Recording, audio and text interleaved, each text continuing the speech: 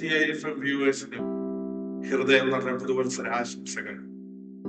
ഈ വർഷം നിങ്ങളുടെ ജീവിതത്തിൽ ഏറ്റവും അനുഗ്രഹിക്കപ്പെട്ടതും ക്രിസ്തുവിൽ വേരൂന്നിയ ഒരു വർഷമാക്കി മാറട്ടെ. കഴിഞ്ഞ ദിവസങ്ങളിലെല്ലാം ഈ വർഷം 2026 ദൈവത്തിന്റെ ആത്മാവ് എന്താണ് നമ്മളോട് സംസാരിക്കുന്നതെന്ന് ഞാൻ പ്രാർത്ഥിക്കുവാനായിട്ടിടയായി. കഴിഞ്ഞ 6 മാസമായി ഒരു ടോപ്പിക്കുമല്ലാതെ എന്നെ പ്രോത്സാഹിപ്പിച്ച് എന്നെ മുമ്പോട്ട് കൊണ്ടുപോയ ഒരു ടോപ്പിക് എന്ന് പറയുന്നത് ആത്മീക സ്നേഹം. ഞാനും ഈ വർഷത്തെ വിളിക്കുവാനായിട്ട് ആഗ്രഹിക്കുന്ന ആത്മീക സ്നേഹത്തിന്റെ ഒരു വർഷം, ദൈവസ്നേഹത്തിൽ വേരൂന്നിയ ഒരു ജീവിതം. 1 കൊരിന്ത്യർ 16 വാക്യത്തിൽ ഇങ്ങനെ കാണുന്നു, നിങ്ങൾ ചെയ്യുന്നതെല്ലാം സ്നേഹത്തിൽ ചെയ്യുകയും സ്വർഗപിതാവേ അങ്ങനെ സ്നേഹത്തിലേക്ക് ഏൽപ്പിക്കുന്നു. ഈ പുതുവത്സരത്തിൽ കർത്താവേ ഞങ്ങളുടെ വചനത്തിൽ ഞങ്ങളായിരിക്കും, ഞങ്ങളുടെ വചനത്തിൽ വേരൂന്നി മുമ്പോട്ട് പോകുമ്പോൾ കൃപ നൽകി തരുവാൻ ഞങ്ങളുടെ പരിശുദ്ധാത്മാവ് ഞങ്ങളോട് സംസാരിക്കണം. സകലവും ഞങ്ങളുടെ കരങ്ങളിലേക്ക് ഏൽപ്പിക്കുന്നു, യേശുവിൻ നാമത്തിൽ തന്നെ ആമേൻ. ഈ പുതിയ വർഷത്തിലേക്ക് നമ്മൾക്ക് പ്രവേശിക്കുമ്പോൾ നമ്മളിൽ പലരും പല ലക്ഷ്യങ്ങളും തീരുമാനങ്ങളും സ്വയം മാറ്റങ്ങളെ കുറിച്ച് ചിന്തിക്കുന്നത്, നാം നല്ലൊരാവണം, കൂടുതൽ ചെയ്യണം, വളരണം എന്നെല്ലാം ആഗ്രഹിക്കും. ഈ ആഗ്രഹങ്ങളൊന്നും തെറ്റല്ല, എങ്കിലും ക്രിസ്തീയ വളർച്ച സ്വയശ്രമത്തിൽ നിന്നല്ല, സ്നേഹത്തിൽ നിന്നാണ് ആരംഭിക്കുന്നത് എന്ന് തിരുവചനം വളരെ വ്യക്തമായിട്ട് ഓർമ്മിക്കുന്നു. മത്തായി സുവിശേഷം 22 അധ്യായം 37 മുതൽ 39 വരെയുള്ള വാക്യത്തിൽ ഏറ്റവും വലിയ കൽപ്പന എന്താന്ന് ചോദിച്ചപ്പോൾ യേശു മുഴുവൻ ന്യായപ്രമാണവും ഒറ്റ വാക്കിൽ ചുരുക്കി പറയുവാനായിട്ട് സ്നേഹം. യേശു അവനോട് ഇങ്ങനെ പറയുവാനായിട്ട് ഇടയായി, നിന്റെ ദൈവമായ കർത്താവിനെ നീ പൂർണ്ണ ഹൃദയത്തോടും പൂർണ്ണ ആത്മാവോടും പൂർണ്ണ മനസ്സോടും സ്നേഹിക്കണം. ഇതാകുന്നു വലിയത് ഒന്നാമതുമായ കൽപ്പന. രണ്ടാമത് അതിനോട് സമം കൂട്ടുകാരനെ നിന്നെ പോലെ സ്നേഹിക്കണം. എന്താണ് ഇത് കാണിക്കുന്നത്? ക്രിസ്തീയ ജീവിതത്തിൽ എല്ലാം സ്നേഹത്തിൽ നിന്നാണ് ഒഴുകുന്നത്. സ്നേഹമില്ല എങ്കിൽ എന്തൊക്കെയാണ് നമ്മുടെ ജീവിതത്തിൽ സംഭവിക്കുന്നത്? സ്നേഹമില്ലാതെ നമ്മൾ പല കാര്യങ്ങളും ചെയ്യുവാണെങ്കിൽ വിശ്വാസം വെറും ശബ്ദമായി മാത്രം മാറുന്നു. നമ്മൾ മലയാളത്തിൽ ഇങ്ങനെ ഒരു വാക്ക്, ഒരു ഫ്രേസ് നമ്മൾ പലപ്പോഴും പറയണം, നെല്ലിക്കച്ചാക്കിന്റെ കുത്തഴിച്ചു വിട്ടതുപോലെ വളരെ പ്രഗത്ഭമായി സംസാരിക്കാൻ കഴിവുള്ളവൻ. പക്ഷെ അവരോട് ദൈവത്തിന്റെ ആത്മാവ് പറയുന്ന ഒരു കാര്യമാണ്, സ്നേഹമില്ലാതെ എത്ര നെല്ലിക്കച്ചാക്കിന്റെ കുത്തഴിച്ചു വിട്ടതുപോലെ വാക്കുകൾ ഉദ്ധരിക്കുവാനായിട്ട് സാധിച്ചാലും, മലയാളത്തിന്റെ വൊക്കാബുലറീസ് എല്ലാം വ്യാഖ്യാനങ്ങൾ പുറപ്പെടുവിച്ചാലും ദൈവം പറയുന്ന ഒരു കാര്യമാണ്, സ്നേഹമില്ലെങ്കിൽ അത് വെറും ശബ്ദമായി മാറുന്നു. സ്നേഹമില്ല എങ്കിൽ നമ്മുടെ കടമ ഭാരമായി മാറും.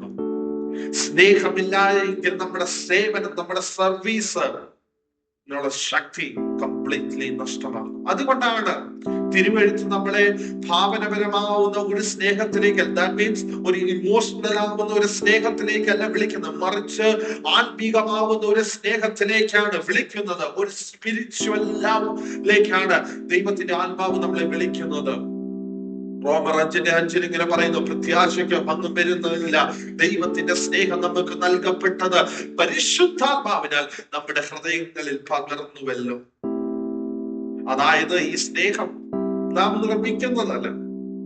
ഒരുപക്ഷെ നമുക്ക് ഈ ഒരു പേന ഒരു സ്ഥാപനത്തിൽ നിന്ന് നിർമ്മിക്കുവാനായിട്ട് സാധിച്ചേക്കാം. ഒരു ഫോണ് നമുക്ക് അവരുടെ കമ്പനിയിൽ നിന്ന് നിർമ്മിക്കുവാനായിട്ട് സാധിച്ചേക്കാം. പക്ഷേ സ്നേഹം നമ്മൾ നിർമ്മിക്കുന്നതല്ല. കൃപയും ക്ഷമയും കരുണയും അനുഭവിച്ച പരിവർത്തിതമായ ഹൃദയത്തിൽ നിന്ന് ഒഴുകുന്നതാണ് സ്നേഹം. ദൈവം നമ്മുടെ ഹൃദയത്തിൽ മാറ്റുമ്പോൾ നമ്മുടെ സ്നേഹവും മാറ്റും. നമ്മുടെ ജീവിതത്തിലെ 2026, അതുകൊണ്ട് ഈ വർഷം നമ്മളോട് തന്നെ ചോദിക്കേണ്ട ചില ചോദ്യങ്ങൾ, ഞാൻ എന്ത് നേടണം എന്നുള്ളതല്ല, പകരം ദൈവസ്നേഹം എന്റെ ജീവിതത്തിൽ എത്ര ആഴത്തിൽ രൂപാന്തരപ്പെടുവാൻ ഞാൻ അനുവദിക്കുന്നു എന്നുള്ള ഒരു ചോദ്യമാണ് നമ്മൾ ചോദിക്കുന്നത്. കാരണം സ്നേഹം ശരിയായാൽ എല്ലാം ശരിയായ ദിശയിൽ, സ്നേഹം ശരിയായാൽ എല്ലാ ദിശയും ശരിയാവും.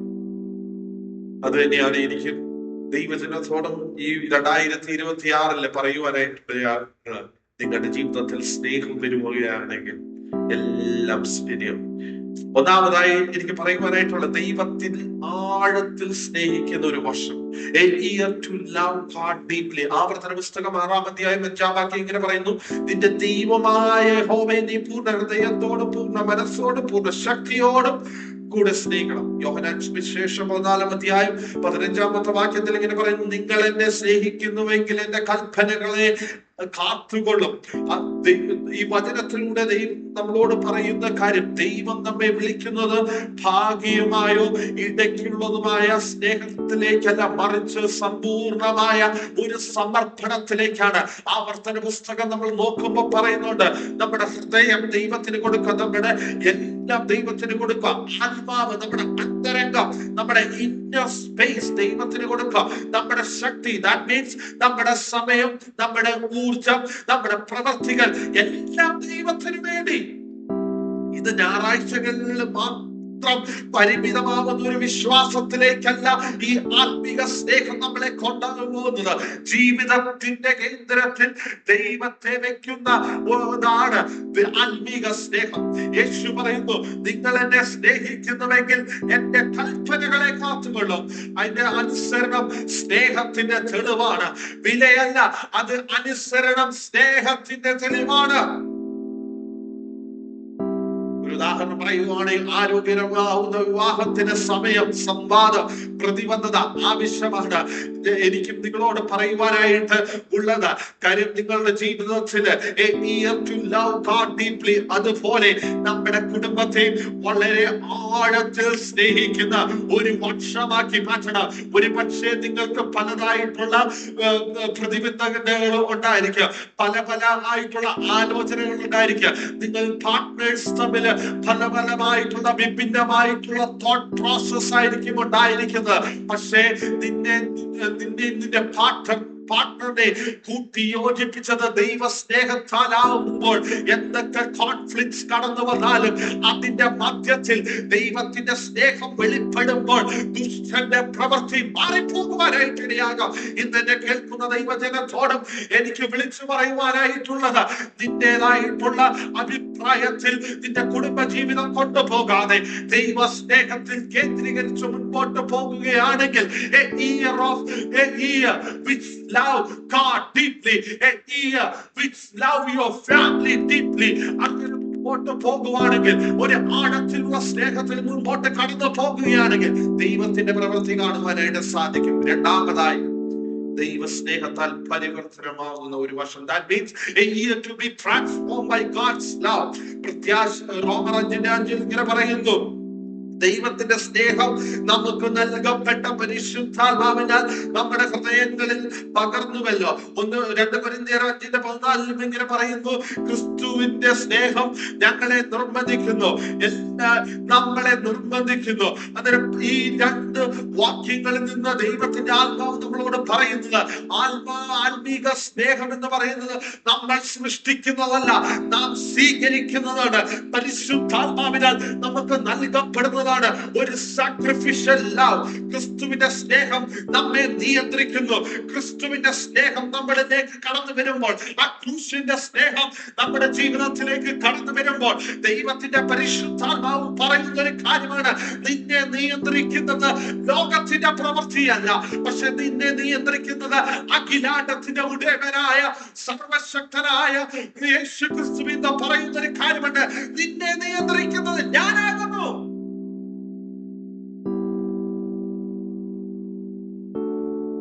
ഒരു ട്രാൻസ്ഫോർമേഷൻ നമ്മുടെ ജീവിതത്തിൽ കടന്നു വരുമ്പോൾ, ക്രിസ്തീയ സ്നേഹത്തിന്റെ, ആത്മീകമാവുന്ന സ്നേഹത്തിന്റെ ട്രാൻസ്ഫോർമേഷൻ നമ്മുടെ ജീവിതത്തിൽ കടന്നു വരുമ്പോൾ, pride turns into humility.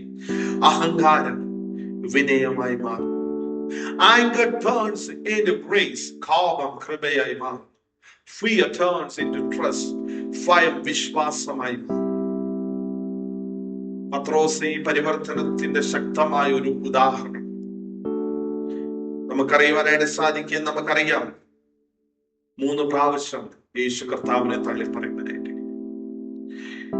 എന്നിരുന്നാലും യോഹന്നാൻ സുവിശേഷം 21-ാം അധ്യായത്തിൽ ഉയർത്തെഴുന്നേറ്റ യേശു ക്രിസ്തു പത്രോസിനോട് അടുത്തൊരു റിസ്റ്റോറേഷനില, ഒരു പുനഃസ്ഥാപിക്കുന്ന സ്നേഹത്തോടെയാണ് കടന്നു വരുന്നത്. യേശു പത്രോസിനോട് ചോദിക്കുന്നത്, നീ എന്നെ സ്നേഹിക്കുന്നുവോ? ക്രിസ്തുവിന്റെ ആ സ്നേഹത്തോടെയുള്ള ആ കൂടിക്കാഴ്ച പത്രോസിനെ ഭേദപ്പെട്ട ശിഷ്യനിൽ നിന്ന് ഒരു ധൈര്യമുള്ള സാക്ഷിയായി മാറ്റുവാനായിട്ട് സാധിച്ചു. സുവിശേഷം പ്രചരിക്കാൻ, വേദന അനുഭവിക്കുവാൻ, അവന്റെ ജീവിതം ക്രിസ്തുവിന് വേണ്ടി സമർപ്പിക്കുവാൻ, യാഗമായി സമർപ്പിക്കുവാനായിട്ട് തയ്യാറായി.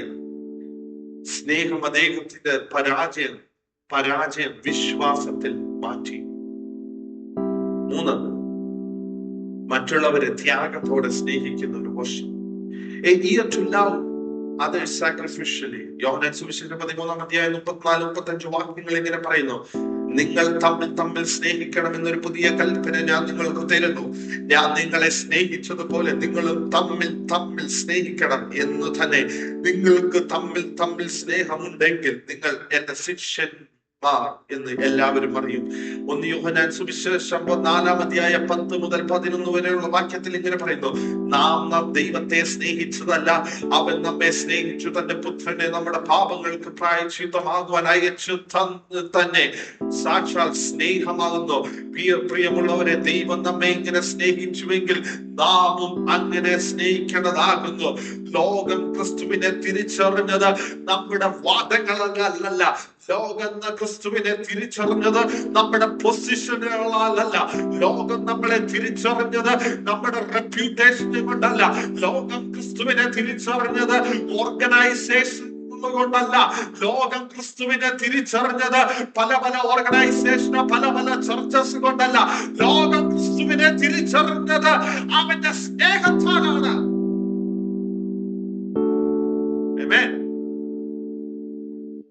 ഞാനൊരു പാസ്റ്ററുടെ മകനായിട്ടാണ് ജനിക്കുവാനായിട്ട് ഇടയായത്.